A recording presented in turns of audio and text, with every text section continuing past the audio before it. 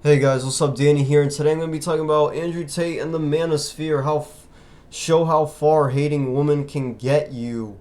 This co-op argues that Andrew Tate's popularity is a sign of feminism under attack.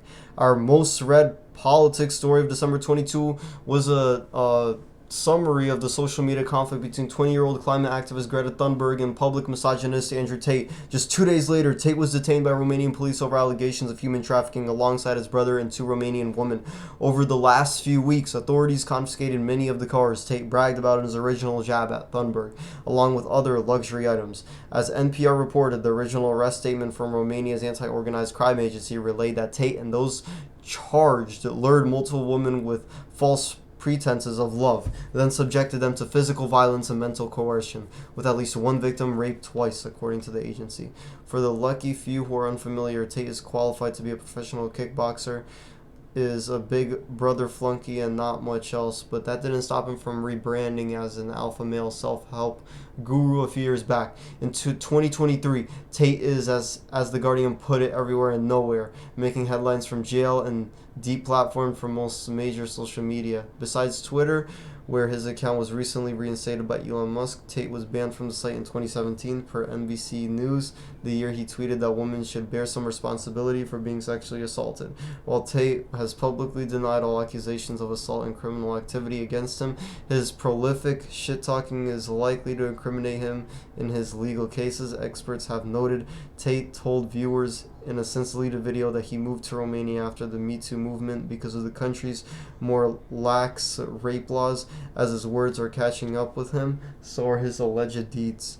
Since the beginning of January, Vice World News has reported new details of Tate's history of alleged misconduct. In 2015, Tate and his brother were arrested on suspicion of sexual assault and physical abuse while running a webcam sex business in the UK. Two women involved in the case told the outlet that Tate had raped or repeatedly strangled them. The case was plagued by remarkable delays, the outlet reported, and prosecutors eventually declined to pursue charges. Tate denied the charges. The prosecution told Vice the evidence did not meet our legal tests and there was no realistic prospect of conviction. One woman showed Vice messages, presumably from Tate, including one reading, "I love raping you."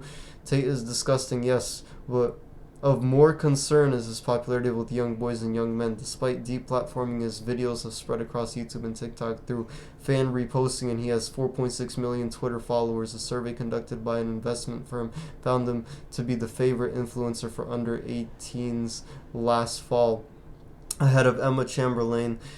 Per Salon, Tate's popular videos include such incisive commentary as judging a woman by the notches on her bedpost, and that straight relationships only work when the woman obeys like she's supposed to. He's described himself as absolutely misogynist, saying there's no way you could be rude in reality and not be sexist. Schools are full of educators seeking ways to deal with Tate's popularity. My Twitter feed shows people worrying about the teachers they know who are struggling to confront it. Over the last few weeks, I've read countless arguments that Tate's success is only a sign of a lack of care for boys or a lack of paths to healthy masculinity. People keep attributing Tate's success to the manosphere, that is, filling a hole for men's loneliness and young boys' inability to picture healthy masculinity. They argue that for those who are susceptible, Tate feels like a welcoming landing place.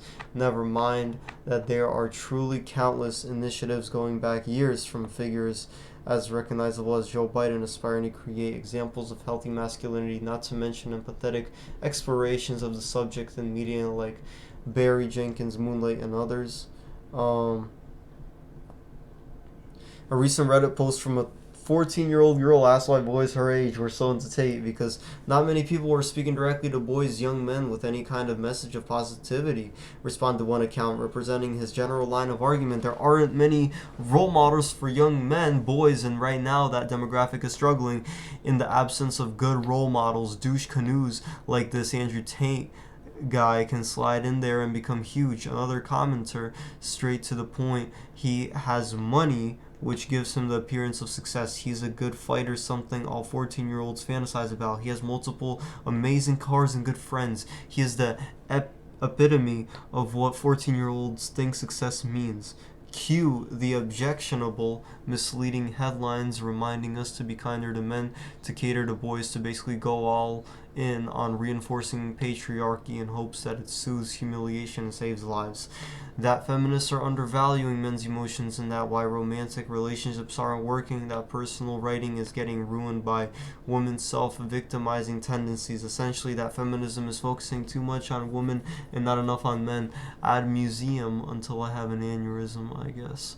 And op-ed last fall in The Guardian from a mother whose son was unimpressed with Tate's shtick helped me crystallize a different line of thinking, one I haven't heard asked enough. What if we expect better from our boys than gullibly falling prey to ideological bigots? What if the problem wasn't with boys, but with platforms unwilling to be accountable for the content they host, whose very design has created this problem? The algorithm isn't some kind of abstract, preordained divine creation. It's basically the preferences of the guys who wrote it, made into a machine churning away, writes economist Umair Haque. The fame of manfluencers is created. It's not some kind of natural phenomenon reflecting some kind of innate desire in the male psyche. And what the algorithm appear to be taking advantage of isn't as simple as boys feeling sad. In a recent interview with Vox's Today explained about Tate, Robert Lawson, the UK-based academic who studies how men communicate with each other, cited Michael Kimmel's concept of aggravated entitlement. If you feel entitled and you have not gotten what you expected, that is a recipe for humiliation, Kimmel told The Guardian in a 2017 interview, commenting on the rise of angry white men during the Trump administration. Let's see. I'm reminded of the phrase, when you're accustomed to privilege, equality feels like oppression. Why should we indulge in prioritizing men, something that we've been doing societally and structurally for all modern history, when women's lives and livelihoods are at stake? Yeah. Let's see.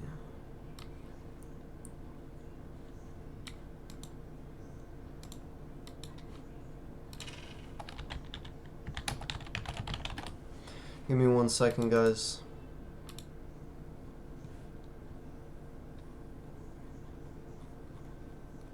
Hold up.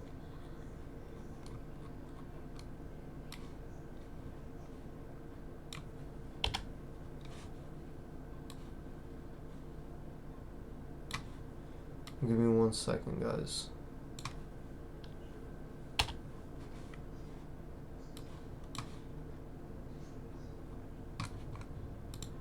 Is this English?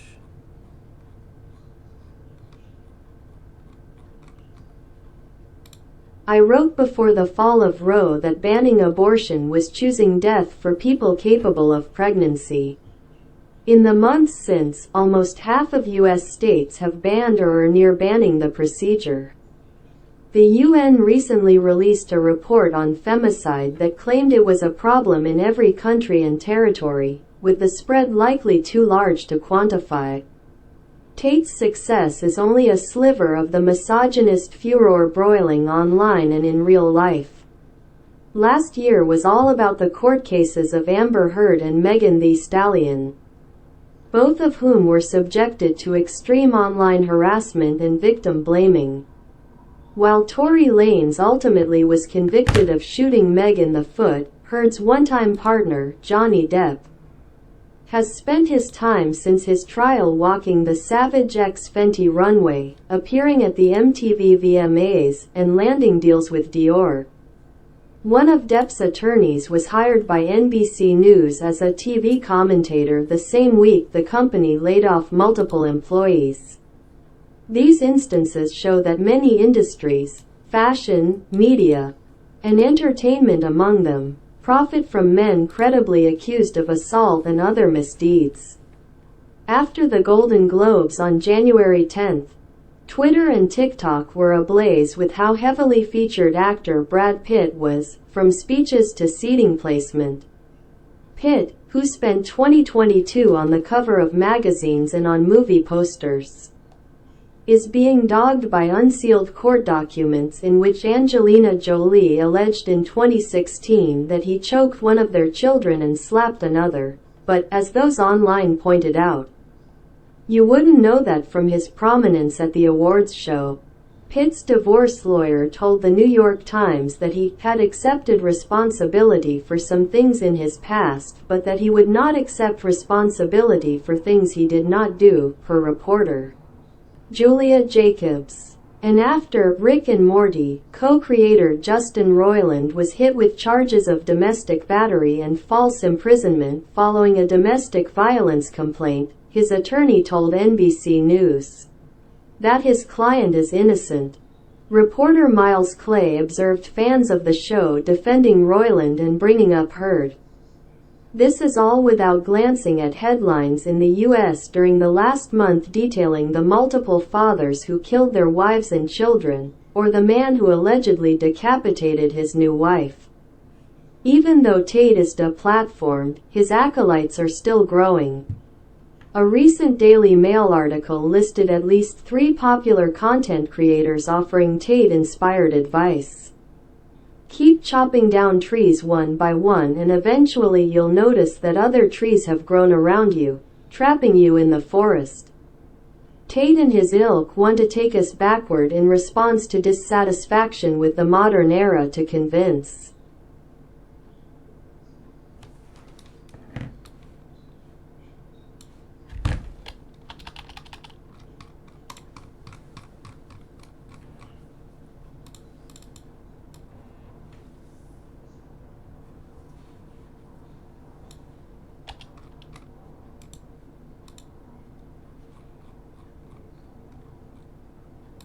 us that the discomfort of undoing centuries of oppression is worth embracing tradition, essentially, embracing the construction of patriarchy as innate and worth preserving. In a recent consideration of the trend on her Substack, New Inquiry EIC Aisha Siddiqui wrote, "The straight cis men and women who feel disempowered by modernity or lured by the pitch that traditional masculinity and more feminine women are the answer. All of it is predicated on constructs seeking enforcement. To keep the focus on men overlooks what women and gender marginalized people are made to endure, time and time again. Young women have been sentenced to death in the court of public opinion for the crime of being too visible, too successful, too proud. Not good enough at performing humility or coolness or whatever new mode of womanhood is enforceable that week," Rain Fisher Kwan wrote last summer for ID. In an analysis of what she calls getting woman, this is part and parcel of the same problem and calls to mind another wise saying, "A rising tide lifts all boats." Focusing our efforts on those already bearing the burden of structural and interpersonal misogyny, something we've failed to attempt in good faith, is, frankly, more practical than centering those who are at risk of lashing out.